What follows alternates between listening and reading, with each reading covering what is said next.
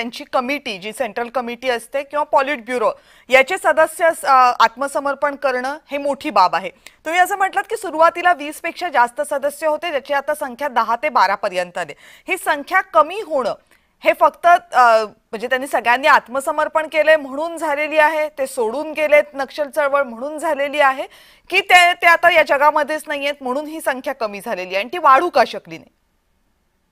कविताजी, काय असते ते सेंट्रल कमिटी पर्यंत पोहोचण्यासाठी एक कमिटेड कार्डर लागतो. त्याच्या माणसाची कुवत पण पाहिली जाते. आता हळूहळू काही लोक नैसर्गिकरित्या मरण पावले, काही लोक ऑपरेशन मध्ये मारले गेले.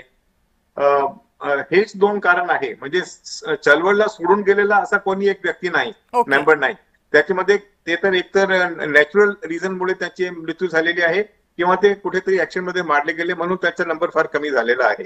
आणि काही लोक फार म्हातारे झाले. ते एक सामान्य माणूस म्हणून काही ठिकाणी बिहारमध्ये मागे एक माणूस पकडला गेला. तो सामान्य माणूस म्हणून राहत होता, काही वर्षापासून आजारी होता, त्याची बायको सुद्धा त्यांच्या सोबत होती, पण तो पकडला गेला. तर काही लोक पकडले गेले, काही लोक मारले गेले आणि काही लोक नैसर्गिकरित्या मृत्युमुखी पावले. परंतु त्यांच्या रिप्लेसमेंट सीसीला भेटलेला नाही किंवा त्यांनी घेतला नाही, कारण काही असू द्या. कारण की त्याचे वरचे जे कार्यकलाप असतात त्याच्याबद्दल फार कमी लोकांना माहिती असते. तर आता हे कारणे, आता हे भूपती पकडला गेला, याच्याकडून बहुतेक कळेल पोलिसांना इंटरोगेशन मध्ये की त्याच्या वरच्या टप्प्याच्या काय झालेलं आहे. आणि ही बातमी सुद्धा काही दिवसात आपल्या समोर येईल.